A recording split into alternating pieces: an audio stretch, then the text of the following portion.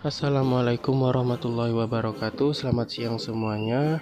Kami dari kelompok 2 yang beranggotakan dengan saya sendiri Muhammad Akbar Sampurno, dengan 3 teman saya yaitu Putri Aryani, Natasha Nelvita, dan Rangga Hadiwijaya yang akan membawakan materi mengenai Bank Perkreditan Rakyat. Pengertian Bank Perkreditan Rakyat atau BPR. BPR adalah lembaga keuangan bank yang menerima simpanan hanya dalam bentuk deposito berjangka, tabungan, dan bentuk lainnya yang dipersamakan dengan itu dan menyalurkan dana sebagai usaha BPR.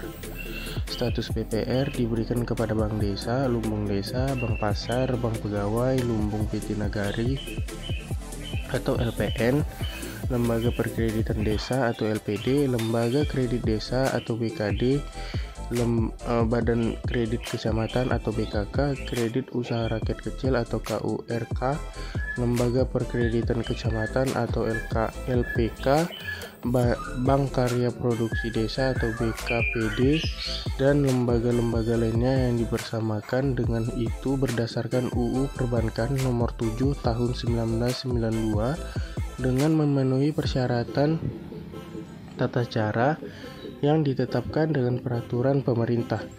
Ketentuan tersebut diberlakukan karena mengingat bahwa lembaga-lembaga tersebut telah berkembang dari lingkungan masyarakat Indonesia serta masih diperlukan oleh masyarakat. Maka keberadaan lembaga-lembaga dimaksud diakui. Oleh karena itu, UU Perbankan Nomor 7 Tahun 1992 memberikan kejelasan status lembaga-lembaga yang dimaksud untuk menjamin kesatuan dan keseragaman dalam pembinaan dan pengawasan.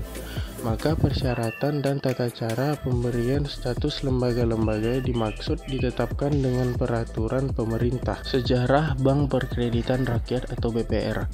Sejarah terbentuknya Bank Perkreditan Rakyat atau BPR berakar sejak zaman penjajahan Belanda.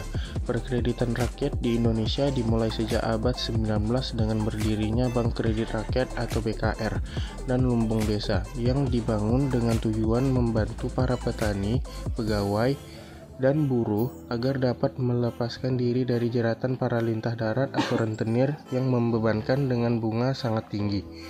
Pada masa pemerintahan koloni Belanda, perkreditan rakyat dikenal masyarakat dengan istilah lumbung desa, bank tani, dan bank dagang desa yang saat itu hanya ada di Jawa dan di Bali. Tahun 1929.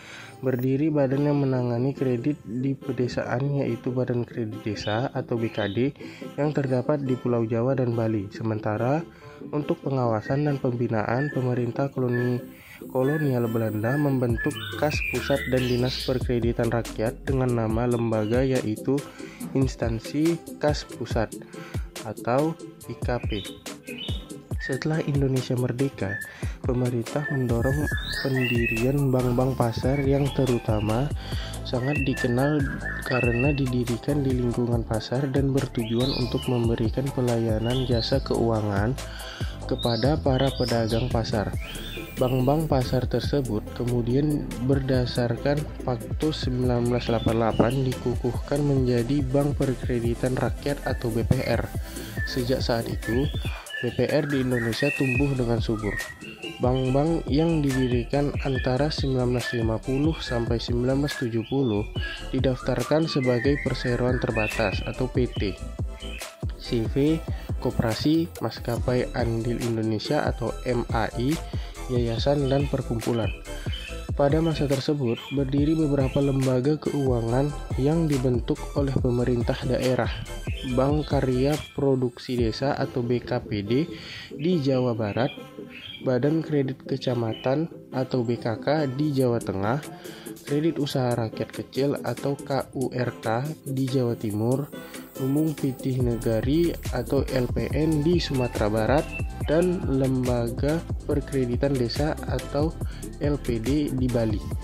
Pada tanggal 27 Oktober 1988, pemerintah menetapkan kebijakan di regulasi perbankan yang dikenal dengan Pakto 88. Sebagai kelanjutan dari Pakto 88, pemerintah mengeluarkan beberapa paket ketentuan di bidang perbankan yang merupakan penyempurnaan ketentuan sebelumnya. Sejalan dengan itu, pemerintah menyempurnakan UU Nomor 14 Tahun 1967. Selanjutnya ada fungsi dan tujuan Bank Perkreditan Rakyat atau BPR.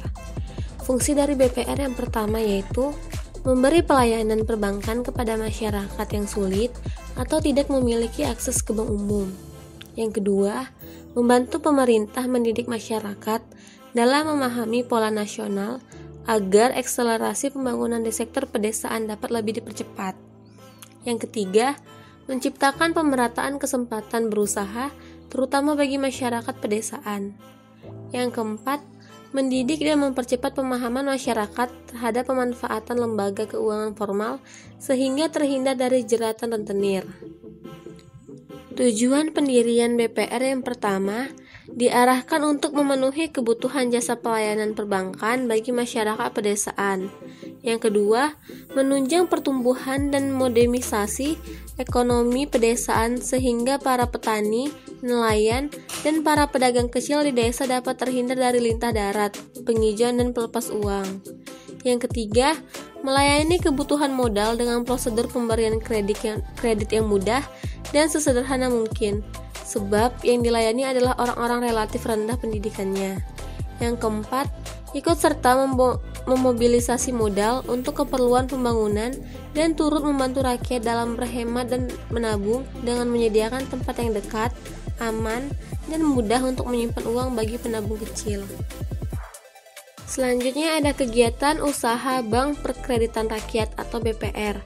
Yang pertama, kegiatan usaha yang dapat dilakukan BPR. 1. Menghimpun dana dari masyarakat dalam bentuk simpanan berupa deposito berjangka, tabungan, atau bentuk lainnya yang dipersamakan dengan itu. 2. Memberikan kredit. 3. Menempatkan dananya dalam bentuk sertifikat Bank Indonesia atau SBI seperti deposito berjangka, sertifikat deposito, atau tabungan pada bank lain. Yang kedua, kegiatan usaha yang tidak dapat dilakukan atau dilarang oleh BPR. 1. Menerima jenis simpanan berupa giro dan ikut serta dalam melakukan lalu lintas pembayaran. 2. Melakukan kegiatan usaha dalam valuta asing kecuali sebagai pelaku perdagangan valuta asing dengan izin Bank Indonesia. 3. Melakukan penyertaan modal. Yang keempat, melakukan usaha perasuransian. Yang kelima, melakukan usaha lain di luar kegiatan usaha sebagaimana disebutkan pada butir 1. Menghimpun dan penyalur dana masyarakat, penunjang pelaksanaan pembangunan nasional dalam rangka meningkatkan pemerataan, penumbuhan ekonomi dan stabilitas nasional ke arah peningkatan kesejahteraan rakyat, banyak melayani kebutuhan petani, peternak, nelayan, pedagang, pengusaha kecil, pegawai. Karena sasaran ini belum dapat terjangkau oleh bank umum dan untuk lebih mewujudkan pemerataan layanan perbankan, pemerataan kesempatan berusaha, pemerataan pendapatan, dan agar mereka tidak jatuh ke tangan para pelepas uang atau rentenir dan pengijon. Alokasi kredit BPR. Dalam mengalokasikan kredit, ada beberapa hal yang harus diperhatikan oleh BPR, yaitu yang pertama, dalam memberikan kredit, BPR wajib mempunyai keyakinan atas kemampuan dan kesanggupan debitur untuk melunasi hutangnya sesuai dengan perjanjian. Yang kedua, dalam memberikan kredit, BPR wajib memenuhi ketentuan Bank Indonesia mengenai batas maksimum pemberian kredit, pemberian jaminan, atau hal lain yang serupa yang dapat dilakukan oleh BPR kepada peminjam atau sekelompok peminjam yang terkait, termasuk kepada perusahaan-perusahaan dalam kelompok yang sama dengan BPR tersebut. Batas maksimum tersebut adalah tidak melebihi 30% dari modal yang sesuai dengan ketentuan yang ditetapkan Bank Indonesia. Yang ketiga, dalam memberikan kredit, BPR wajib memenuhi ketentuan Bank Indonesia mengenai batas maksimum pemberian kredit, pemberian jaminan atau hal lain yang serupa yang dapat dilakukan oleh BPR kepada pemegang saham yang memiliki 10% atau lebih dari modal disetor, anggota Dewan Komisaris, anggota direksi, pejabat BPR lainnya, serta perusahaan-perusahaan yang di dalamnya terdapat kepentingan pihak pemegang saham yang memiliki 10% atau lebih dari modal disetor, anggota Dewan Komisaris, anggota direksi, pejabat BPR lainnya. Batas maksimum maksimum tersebut tidak melebihi 10% dari modal yang sesuai dengan ketentuan yang ditetapkan Bank Indonesia. Lalu yang selanjutnya, ketentuan kelembagaan BPR. Yang pertama ada mengenai ketentuan perizinan BPR. Ketentuan tersebut antara lain, yang pertama, usaha BPR harus mendapat izin dari Menteri Keuangan, kecuali apabila kegiatan menghimpun dana dari masyarakat diatur dengan undang-undang tersendiri. Yang kedua, izin usaha BPR diberikan Menteri Keuangan setelah mendengar pertimbangan Bank Indonesia. Lalu ada ketentuan bentuk hukum BPR. Bentuk hukum BPR dapat berupa perusahaan daerah atau badan usaha milik daerah, koperasi perseroan terbatas, atau berupa saham atas nama dan bentuk lain yang ditetapkan dengan peraturan pemerintah. Lalu ketentuan kepemilikan BPR. Yang pertama, BPR hanya dapat didirikan dan dimiliki oleh warga negara Indonesia, Badan Hukum Indonesia yang seluruh pemiliknya warga negara Indonesia, pemerintah daerah atau dapat dimiliki bersama di antara warga negara Indonesia, Badan Hukum Indonesia yang seluruh pemiliknya warga negara Indonesia, dan pemerintah daerah. Yang kedua, BPR yang berbentuk hukum koperasi, kepemilikannya diatur berdasarkan ketentuan dalam undang-undang tentang perkoperasian yang berlaku. Yang ketiga, BPR yang berbentuk hukum perseroan terbatas, sahamnya hanya dapat diterbitkan dalam bentuk saham atas nama. Yang keempat, perubahan kepemilikan BPR wajib dilaporkan kepada Bank Indonesia. Yang kelima, merger dan konsolidasi antara BPR serta akuisisi BPR wajib mendapat izin Meritet Keuangan sebelumnya setelah mendengar pertimbangan Bank Indonesia. Ketentuan mengenai merger, konsolidasi, dan akuisisi ditetapkan dengan peraturan pemerintah. Lalu, peraturan pembinaan dan pengawasan BPR. Pengawasan Bank Indonesia terhadap BPR meliputi: yang pertama, pemberian bantuan dan layanan perbankan kepada lapisan masyarakat yang rendah yang tidak terjangkau bantuan dan layanan bank umum, yaitu dengan memberikan pinjaman kepada pedagang atau pengusaha kecil di desa dan di pasar agar tidak terjerat rentenir dan menghimpun dana masyarakat. Yang kedua, membantu pemerintah dalam ikut mendidik masyarakat guna memahami pola nasional dengan adanya akselerasi pembangunan. Yang ketiga, penciptaan pemerataan kesempatan berusaha bagi masyarakat. Dalam melakukan pengawasan akan terjadi beberapa kesalahan, yaitu: yang pertama, organisasi dan sistem manajemen termasuk di dalamnya perencanaan yang ditetapkan. Yang kedua, kekurangan tenaga terampil dan profesional.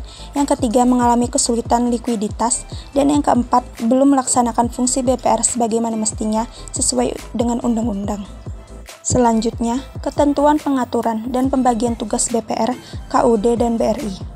Yang pertama, BPR yang terdapat di daerah perdesaan sebagai pengganti bank desa, kedudukannya ditingkatkan ke kecamatan dan diadakan penggabungan bank desa yang ada dan kegiatannya diarahkan kepada layanan kebutuhan kredit kecil untuk pengusaha, pengrajin, pedagang kecil, atau kepada mereka yang tinggal dan berusaha di desa tersebut tetapi tidak atau belum menjadi anggota KUD dan menghimpun dana dari masyarakat dalam bentuk deposito berjangka, tabungan, dan bentuk lainnya yang dipersamakan dengan itu.